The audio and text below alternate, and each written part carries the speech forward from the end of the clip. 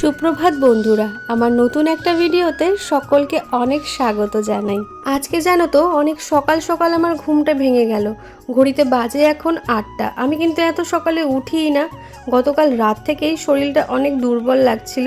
সকালবেলা উঠেও দেখছি সেই ক্লান্তি ভাবটা এখনও যায়নি। সেই জন্য সকালবেলা উঠে সবার আগে স্নানটা সেরে নিয়েছিলাম। স্নানের পর শরীরটা একটু ভালো লাগছিল আর ভাবলাম আজকে হরলিক্সটা খাবো না, একটু নুন চিনি জল করে মুড়ি ভিজিয়ে খেলাম। আর আমার আগাগোড়ায় যখনই শরীরটা একটু খারাপ লাগে না, আমি এই নুন চিনি জলটা করে মুড়ি ভিজিয়ে খাই, আমার বেশ ভালো লাগে। আর আজকে স্নান ধান করে না যাব বাবার বাড়িতে। ওই বাড়িতে রয়েছে আজকে ছাদ ঢালাই। এত গরম কি বলবো। আমার মা বারবার ফোন করছে আজকে মানে ওই বাড়িতে যাওয়ার জন্য। বললামই তোমাদেরকে যে ওই বাড়িতে একটু যাব অনেক দিন পরে, কারণ আজকে রয়েছে আমাদের ওই বাড়িতে ছাদ ঢালাই। আর আমি যে সকাল থেকে আজকে উঠেছি অনেক সকালে 7:30টার সময়, দেখলে উঠেই স্নান টান করে একবারে জলমুড়ি খেয়েছি। মানে কেমনই যেন শরীরটা আজকে ভালো লাগছে না, দুর্বল দুর্বল কেমন একটা লাগছে, মানে ভিতর থেকে এনার্জি পাচ্ছি না। তখন তো দাদাভাই বলছে মন শক্ত করো, মন শক্ত করো। হ্যাঁ, একটা জীবন তুমি জন্ম দেবা আর মনে এটুকু জোর নেই, এরকম করছে, আমাকে জোর দিচ্ছে, ইন্সপায়ার। আবার বাবু ফোন করেছে, আমার মা আর বাবা বারবার করে খালি ফোন করছে। আর জানোই তো আমার বাপের বাড়ি শ্বশুর বাড়ি একদম কাছাকাছি, এর জন্য আমার বেশি ড্রেস আপের প্রয়োজন হয় না। নাইটি পরেই আমি আজকে চলে যাচ্ছি।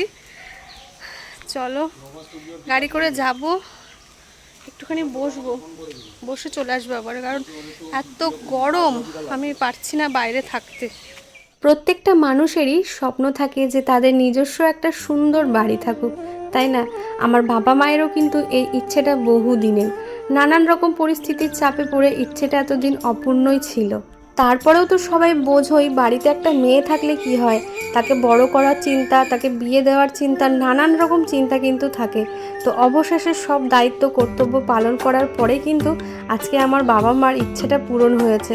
বাবা মা নিজেদের জন্য একটা নতুন বাড়ি করতে পেরেছে, আর আজকে হলো তার ছাদ ঢালাই। ছোটোবেলা থেকে এই স্বপ্নটা কিন্তু আমিও দেখেছি যে নিজেদের একটা সুন্দর পাকা বাড়ি থাকবে, একটা খোলা বড় ছাদ থাকবে যেখানে গিয়ে বিকেলে বসবো, অনেক কিছু ভাবতাম। তো অবশেষে কিন্তু আমার ইচ্ছেটাও পূরণ হয়েছে। বিয়ের পরে কিন্তু আমি পাকা বাড়ি আর খোলা ছাদ দুটোই পেয়েছি, তবুও জানি না কেন আজকে আমার আনন্দের কোনো সীমা নেই। আজকের এই আনন্দ আর স্বপ্ন পূরণের পেছনে আমার বাবার পরিশ্রম যতটা রয়েছে, আমার মায়ের পরিশ্রম কিন্তু ততটাই রয়েছে। কারণ ছোটোবেলা থেকেই দেখেছি বাবার সমস্ত কাজে মাকে কাঁধে কাঁধ মিলিয়ে চলতে।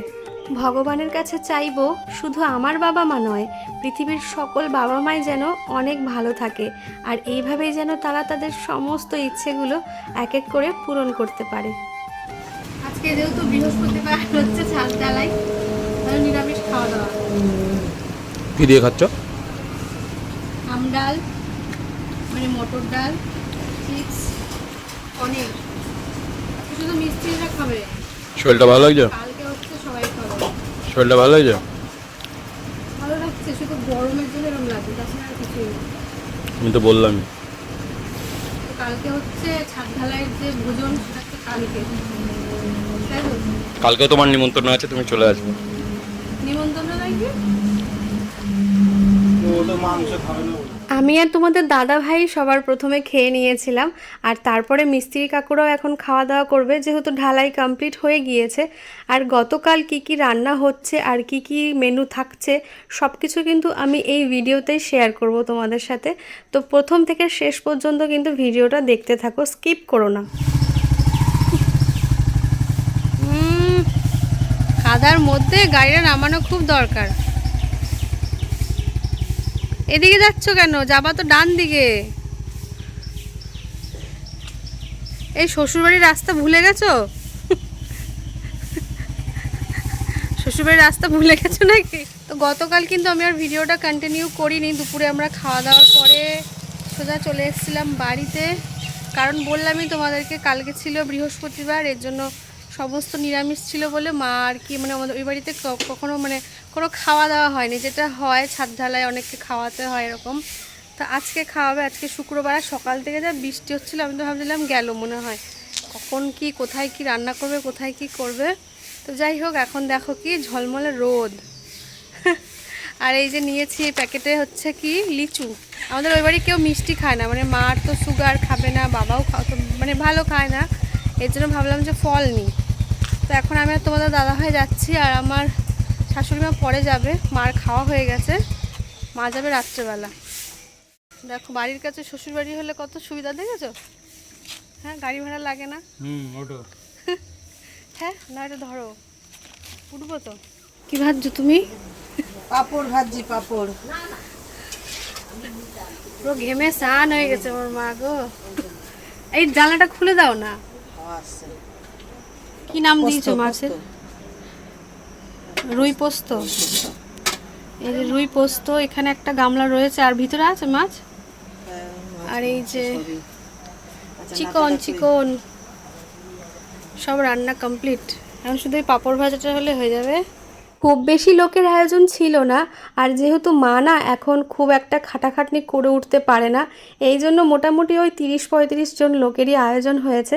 আর এদিকে আমি আর তোমাদের দাদাভাইও খেতে বসে পড়েছি। আমাদের আগেও 2-4 জন খেয়েছে, আর যারা যারা আসছিল সবাই, তো সবটা তো ভিডিও করা সম্ভব হয়নি। আমি খেয়ে দিয়ে আবার একটু শুয়ে পড়েছিলাম, রেস্ট করছিলাম, কারণ বৃষ্টি সকালে হয়েছে, বাট পরে কিন্তু ভীষণ গরম ছিল। আর এই যে জেঠিমাটাকে দেখছো মায়ের সাথে খাচ্ছে, এই জেঠিমাই কিন্তু রান্নাবান্না করেছে, যেহেতু বললামই মা সবটা পেরে ওঠে না। আর ভাত, ডাল, মাছ, মাংস, চাটনি, পাঁপড়, দই মিষ্টি সবটাই কিন্তু ছিল। তো এই জাস্ট এলাম আমরা বাড়িতে, বাজে হচ্ছে প্রায় 11টা, 11:30 বাজতে গেল, কারণ রাতের খাওয়া দাওয়া একবারে করেই এসছি। আবার মা গেছিলো, মানে আমার শাশুড়ি মা গেছিলো, খেলো দিল, তারপরে তোমাদের দাদা ভাই আমি খেলাম, সবাই মিলে খেয়ে দিয়েই আসলাম। তো খুব বেশি লোকের আয়োজন নেই, অল্প স্বল্পই করেছে, বুঝতেই পারছো, একটা ঘর করে তারপরে এই খাওয়া দাওয়ার এই খরচাগুলো মানে প্রচুর হয়। যাই হোক, আর আজকে আরেকটা হাসির কথা আছে, আমি আজকে কাফতান পরেছিলাম, কাফতান নাইটি। আর তোমাদের দাদাভাই বলছে কি, তোমাকে এটা পরলে কি গানের কথা মনে পড়ে বলো? কি জানো, সে উঠতে ফিরু, পাঞ্চি বানু উড়তি ফিরু, যে গানটা বলছে, তুমি এটা পড়লে আমার ওই গানটার কথা মনে পড়ে। এত বাজে লোক, পড়েই না ওটা। আজকে একটু ঠান্ডা ঠান্ডা ছিল, সকালে বৃষ্টি মিষ্টি হলো, তো এই জন্যই পড়লাম। আর আমি ঘরটা খুব ভালো করে আমি দেখাতে পারিনি, কারণ বুঝতেই পারছি এখন সব ওই সেন্টারিংয়ের কাজ টাজ করানো রয়েছে, কটা কি রুম হয়েছে এরকম কিছুই আমি শেয়ার করিনি। অবশ্যই করব আস্তে আস্তে, সব কিছু খোলা টোলা হয়ে যাক ঠিকঠাক করে। আরেকদিন একটা ব্লগ দেবো, যে মানে কীরকম কটা রুম হয়েছে, কি কি করেছে, কোথায় কি, সবটা শেয়ার করব।